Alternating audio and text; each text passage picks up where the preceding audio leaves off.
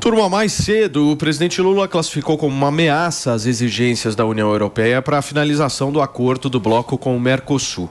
O petista deu as declarações durante a cúpula sobre o novo Pacto de Financiamento Global em Paris, na França. No pronunciamento, o Lula se referiu a dispositivos que prevêem sanções consideradas duras pelo governo brasileiro em caso de descumprimento de obrigações por parte dos países participantes. A gente vai acompanhar um trecho agora. Eu estou doido para fazer um acordo com a União Europeia, mas não é possível. A carta adicional que foi feita pela União Europeia não permite que se faça um acordo. É preciso, nós vamos fazer a resposta e vamos mandar a resposta, mas é preciso que a gente comece a discutir. Não é possível que nós temos uma parceria estratégica e haja uma carta adicional fazendo ameaça a um parceiro estratégico. Muito bem, gente, e terminou o encontro entre Lula e Macron. Nesse momento acaba de terminar justamente esse encontro que estava discutindo alguns acordos ambientais e principalmente a discussão sobre a Amazônia. Olha, eu tenho inúmeras críticas ao Lula, mas esse discurso dele foi bom. Ah, eu não acho não. Você não acha? Não acho, porque Por quê? Um acordo, para ser sério, precisa ter uma parte de sanções, de fato. Ou seja, como que você pode confiar que as partes envolvidas num contrato vão cumprir os objetivos descritos num contrato? Você precisa prever quais são as punições em caso de descumprimento. Ainda mais no caso do Brasil. Que é um país que tradicionalmente descumpre acordos, infelizmente. A gente fala aqui sobre, por exemplo, a questão fiscal. O teto de gastos foi uma proposta para a gente equilibrar as contas dentro de 20 anos. Então a gente fez uma promessa de que, olha, a gente tem dificuldade aqui de pagar nossas contas, mas daqui a 20 anos a gente vai conseguir pagar tudo porque fizemos aqui essa proposta. O que é que aconteceu? Com 2 anos passou a ter mudança do plano de pagamento daqui a 20 anos todos os anos. Ou seja, não dá para levar muito esse país a sério. Então, é isso que nos faz ter uma taxa de juros muito grande. Mas aí eu vou discordar. Eu acho que eu vou ser o comunista nessa história. Mas não tem problema, porque é o seguinte: alguém precisa cobrar os países mais ricos. Precisa, por 3 razões importantes. A primeira delas é a seguinte: quem é que cresceu desmatando? O Brasil também. Não, o Brasil desmata muito. Quem cresceu? O Brasil desmatou muito. Não em comparação com o Brasil. Quando a gente pensa no que era o bioma da Mata Atlântica, o Brasil é o 4º país que mais desmatou no mundo. Quem cresceu desmatando? Óbvio que foram os países mais ricos que conseguiram uma evolução econômica absurda. Quem são os que mais poluem no mundo? Mas são coisas diferentes. Quem são os países que mais poluem no mundo? O Brasil é o 4º país que mais polui no mundo. Quem são os países? Se você for analisar o top 10, o Brasil é o 4º. Tá bom, o Brasil é o 4º, mas o ponto é o seguinte: nós estamos discutindo um acordo de Brasil com outros países. Sim. Há necessidade de se cobrar uma responsabilidade dos outros países. Okay. E aí eu vou entrar uma outra questão contigo.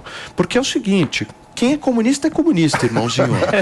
Eu vou entrar numa outra discussão contigo, que é o seguinte: quem tem condições de ajudar a despoluição do meio ambiente? O Brasil tem os países mais ricos, mano. É óbvio. O Brasil. Você acha que o Brasil sozinho vai despoluir o mundo? Veja, não é isso que eu estou dizendo. Todos os países precisam fazer um esforço, é claro, mas o Brasil tem condições muito favoráveis para ser um líder global dessa pauta. E aí eu concordo com um aspecto que tem muito dinheiro internacional que pode financiar o trabalho brasileiro de reflorestamento, de fazer com que manter a floresta em pé seja mais lucrativo do que desmatar. Essa é a questão. De fato, para isso... Mas líder global também não é escravo global, né? Porque, não, mas não é isso que eu estou falando. Por isso um acordo é importante. Eu concordo que tem que ter um acordo. Então, assim, eu discordo do discurso do Lula quando ele fala sobre as sanções, etc., porque realmente tem que ter sanções. Como você vai fazer acordo com um país como o Brasil, que tem um histórico de não honrar os seus acordos, confiando que ele vai fazer por mera boa vontade? Não tem como. São necessárias sanções. Mas também muito da agenda ambiental e econômica que outros países querem impor no Brasil é uma agenda absolutamente restritiva que nem eles mesmos seguem. Por que o Brasil, que é um país que está em desenvolvimento, precisa ser tão restritivo e eles não seguem a mesma agenda? Então eu acho que o que ter acordos globais, tem que se preocupar com o meio ambiente, mas ser líder global nessa agenda não é ser escravo global. Não. Ser líder global, interesse das outras potências. O Brasil jamais vai conseguir ser líder global nessa história. Só que o humano... O Brasil pode ser líder global nessa história. Não pode, mano. Entra na real. O Brasil não tem dinheiro pra isso. Sediou a Rio 92. Não, mas o mundo tem dinheiro pra isso. Exato. E o Brasil tem o potencial ambiental. Mas veja, o que eu tô dizendo é que a gente precisa ser capaz de construir um acordo em que vem dinheiro do mundo pra cá. Mas isso se passa, inclusive, com sanções. Mano, os caras lá... Vamos ser muito sinceros. Os caras lá fora estão ganhando um baita de um dinheiro com a Amazônia. E por muitas vezes não estão nem aí pro negócio. Essa é a verdade. Alguém precisa chegar um pouco mais firme com esses caras. Porque senão é o seguinte, você vai fazer tudo que os caras vão fazer. Não é assim. Deixa eu só fazer um rápido break pro rádio. Turma, são 10 horas e 51 minutos, a gente já volta para você que está sintonizado aqui na Jovem Pan. E para você que está na TV, a discussão continua aqui entre um traidor, certo? Um globalista. Globalista traidor. Você concorda mais comigo ou com o Mano nessa? Eu tô concordando mais com o Paulo. Eu acho que muitas das imposições das grandes potências são imposições que ferem até mesmo a nossa própria autonomia e soberania nacional. O Brasil, ele vai preservar a Amazônia porque é interesse do Brasil preservar a Amazônia. Não porque o mundo está impondo pra gente que a gente tem que preservar e como a gente tem que fazer isso. Ok, mas essa é a questão. Eu não tô falando que o Brasil tem que ser escravo, nem nada do tipo. Tem que ser parte de um contrato, partes iguais de um contrato, que negociam, Mano, mas aí que você não entendeu isso ainda. Não existe igualdade. Os caras são mais ricos do que a gente, irmão. Ok, então eles têm que entrar com mais dinheiro do que nós. E a gente precisa fazer o quê? A gente tem mais ecossistema para ser preservado, tem mais condição de reflorestamento. Então a gente entra com o ativo ambiental, eles com a grana. Ok. Agora, para que isso seja possível, entre outras coisas, tem um dever de casa que o Brasil precisa fazer. O quê? Como é que funciona esse tipo de negociação no mundo? Tem um negócio hoje chamado mercado de carbono, que é o quê? Você consegue fazer tecnicamente, você cria uma forma de calcular quanto que uma floresta está capturando de poluição. Ou seja, está retirando a poluição e limpando o planeta. Para isso, você precisa ter a agência fazendo essa regulação para dizer, pô, aqui tem essa área de floresta, está conseguindo limpar o planeta nesse volume, isso vale tanto em dinheiro. Então, o mercado de carbono é um caminho para o Brasil ter Deixa eu falar agora com quem entende de meio ambiente. Por favor, Antônia, de que lado você está nessa história, meu amor? Antônia, é tudo não? Eu sou uma profunda entendedora de que o nosso país tem nióbio, tem aquele outro, como é o nome que é? Grafeno? Isso, coisa que eles não têm. E eles estão o mundo de olho na Amazônia, tá? Mas era uma grande briga do governo passado, era isso, porque as ONGs ganhavam milhões, né, para dizer que estavam protegendo. O governo passado dizia que o atual, né, que já foi governo antes dele, tinha vendido a Amazônia a preço de banana, né, para os europeus e para os países lá fora e tal, e a guerra continua, né? Então, assim, no dia que o brasileiro entender que isso aqui é de uma riqueza sem tamanho, aí vai aprender a lidar com essas pessoas assim, que nem o Lula falou sério agora com o Macron, apesar de eu ver que o Macron tava nem aí, parecia que ele estava lá embaixo no WhatsApp, o Lula falando, apontando o dedo para ele não estava nem aí para o Lula, entendeu?